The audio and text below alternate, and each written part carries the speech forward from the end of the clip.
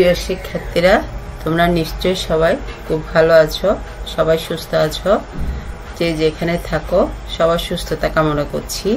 Online ক্লাসে স্বাগতম জানিয়ে আমি আজকে ক্লাসটা শুরু করতে যাচ্ছি।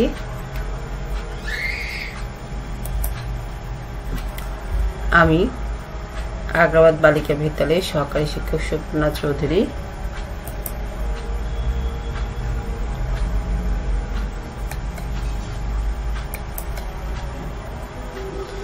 আমি আজকে তোমাদের অষ্টম শ্রেণীর হিন্দু ধর্ম ও নৈতিক শিক্ষা নিয়ে তোমাদের সাথে আলোচনা করব। যেহেতু আমাদের সরকার কর্তৃক একটা অনলাইন ক্লাসের সিলেবাস দিয়েছে, সেই সিলেবাসের সূত্র ধরে আমি আস্তে আস্তে সামনের দিকে এগোচ্ছি। দেখো, আজকে আমাদের যেহেতু ক্লাস শেষ পর্যায়ে, সেহেতু আমাদের আরো দুই একটা সিলেবাস বাকি আছে। তার মধ্যে একটি হচ্ছে আমাদের মা আনন্দময়ী। দেখো, আমি আজকে তোমাদের মা আনন্দময়ী নিয়ে তোমাদের সাথে আলোচনা করব। সবাই নিশ্চয় বই খাতা কলম নিয়ে বসে গেছো সেটের সামনে, আমি সেই আশাই করছি। দেখো, মা আনন্দময়ী। মা আনন্দময়ী জন্মটা কখন? মা আনন্দময়ীর জন্ম 1896 খ্রিস্টাব্দে 30 এপ্রিল ব্রাহ্মণবাড়িয়া জেলা কেওড়া গ্রামে। তার আসল নাম কি? নির্মলা সুন্দরী। আচ্ছা,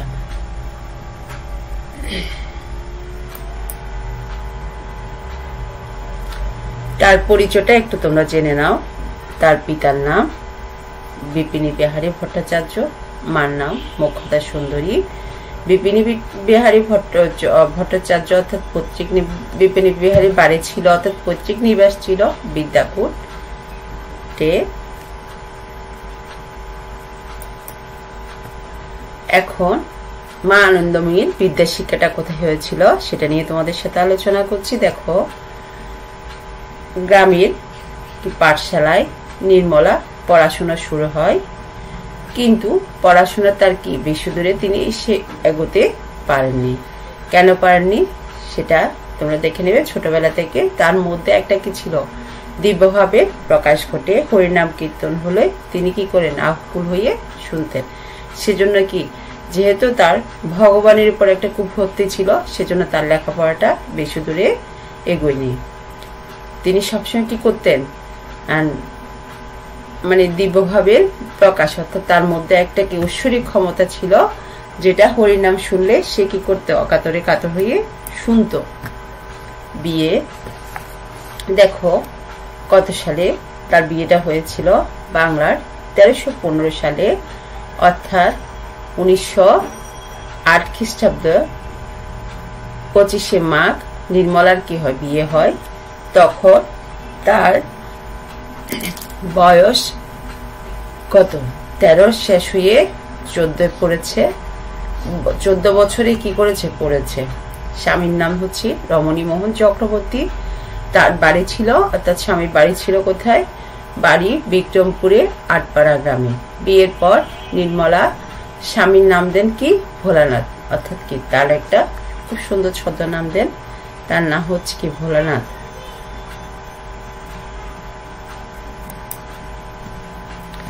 নির্মলা হাজবেন্ড, যেহেতু নির্মলা কোনো কিছু করতো না, সেহেতু কি করে? তার হাজবেন্ড বিভিন্ন জায়গায় কি করতো? চাকরির সুবাদে বিভিন্ন জায়গায় ঘুরতো। যেহেতু তিনি সেটেলমেন্ট বিভাগে চাকরি করতো, সেজন্য কি করতো?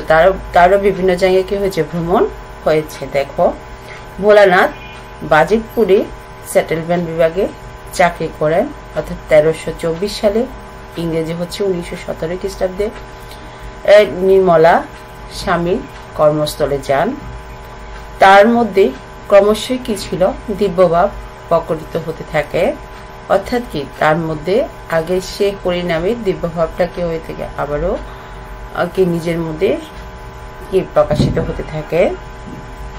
কোথাও কৃষ্ণ নাম শুনলে কৃষ্ণভাবে তিনি কি করেন? আকুল হয়ে যান।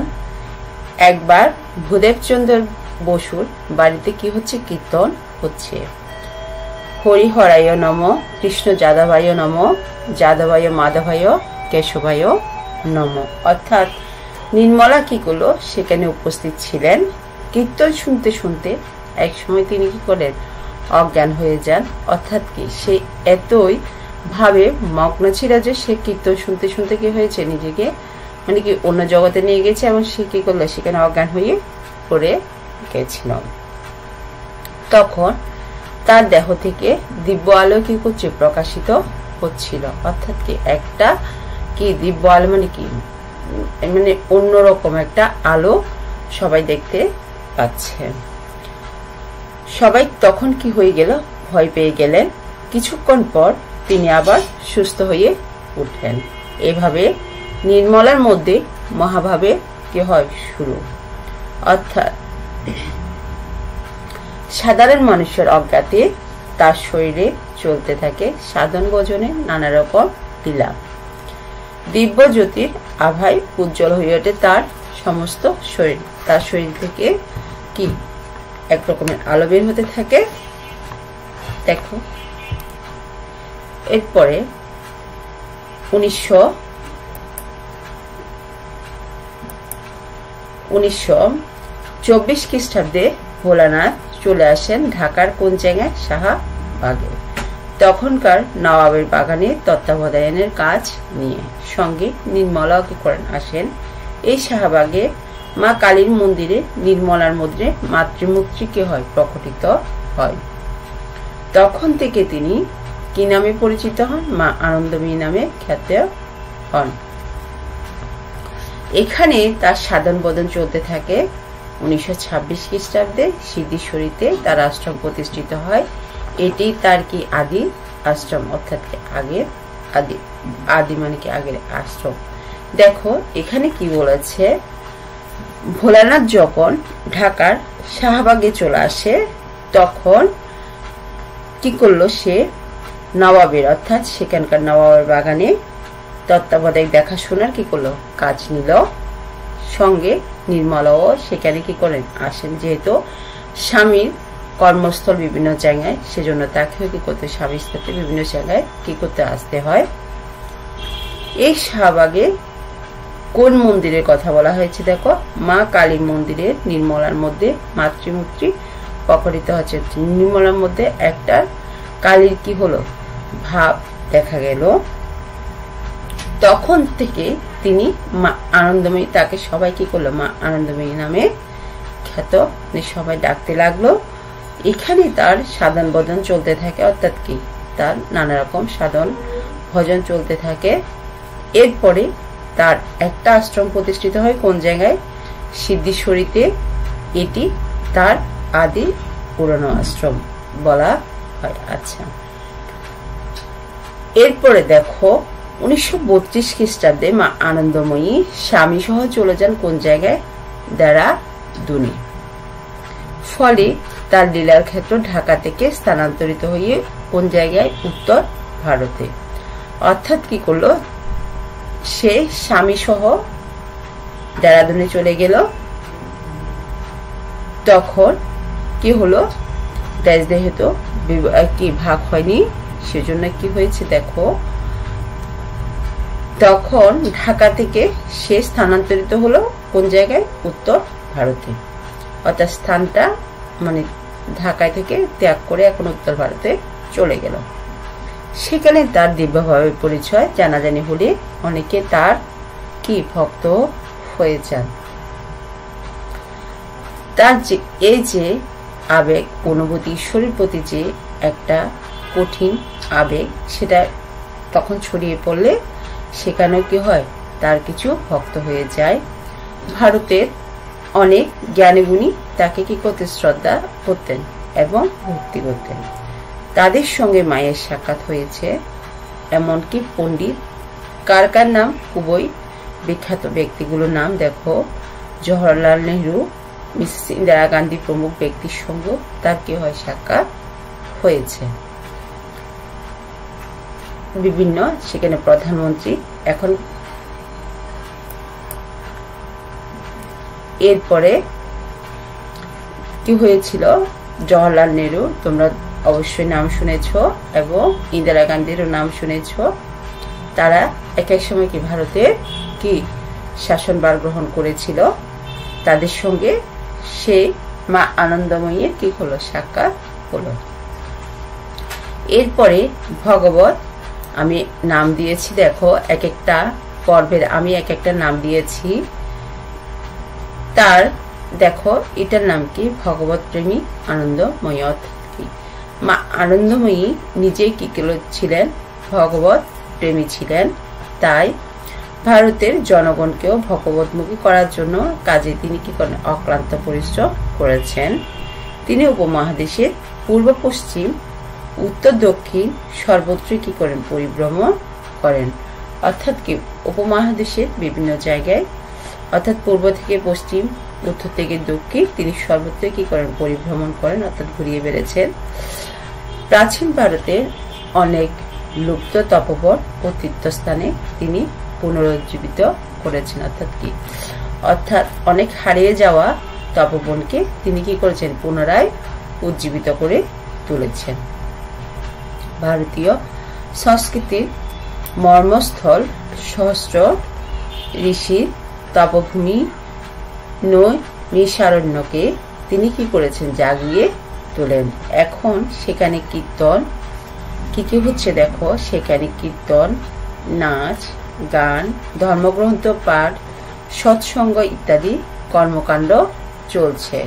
এভাবে তিনি ভারতের বিভিন্ন স্থানে সুপ্ত লুপ্ত ধর্মস্থানকে জাগ্রত করেছেন। অর্থাৎ কি করেছে, অর্থাৎ ঘুমিয়ে যাওয়া বিভিন্ন স্থানকে ধ্বংস হাত থেকে তিনি কি করেছেন, লুপ্ত হয়ে যাওয়া মানে বিলুপ্ত হয়ে যাওয়া বিভিন্ন কি করেছে স্থানকে তিনি আবার পুনরায় কি করেছে, জাগ্রত করেছেন। সেখানে যাগযজ্ঞ, মন্দির, বিগ্রহ প্রতিষ্ঠার মধ্য দিয়ে এই দেশে লক্ষ লক্ষ মানুষকে তিনি কি করেছেন, সনাতন ধর্মের ভাবধারায় উজ্জীবিত করে তুলেছেন।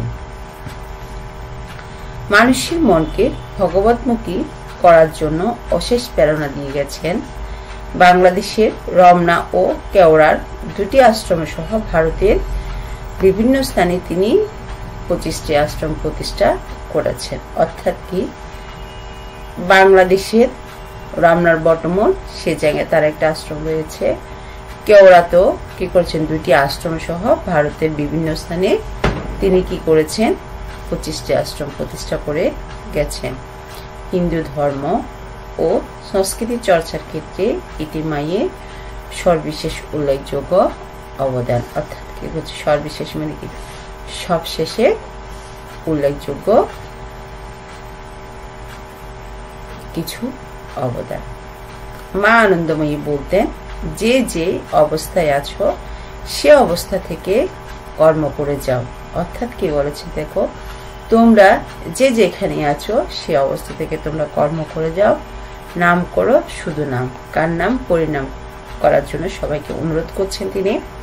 নামে সব হয়, অর্থাৎ কি হরিনাম ডাকলে সব তোমরা কি করবে, মুক্তি পাবে এবং সব কি পাপ কাজ থেকে তোমরা দূরে থাকবে। অর্থাৎ কি তোমরা যখন ঈশ্বরের প্রতি ঝুঁকে যাবে তখন কি তোমাদের খারাপ কাজের দিকে আর কি তোমরা অগ্রসর হবে না।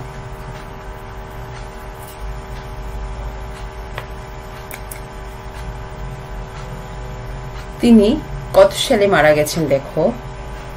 মা তোমাদের নৈবেদিকের জন্য কিন্তু এগুলো আমাদের কিন্তু খুবই ইম্পর্টেন্ট। সাল, কোথায় তিনি মারা গেলেন, সে স্থানের নাম কি, তাকে কোথায় কি করেছে সমাধি করা হয়েছে। দেখো 1982 খ্রিস্টাব্দে 27 আগস্ট মা আনন্দময়ী পরলোক গমন করেন।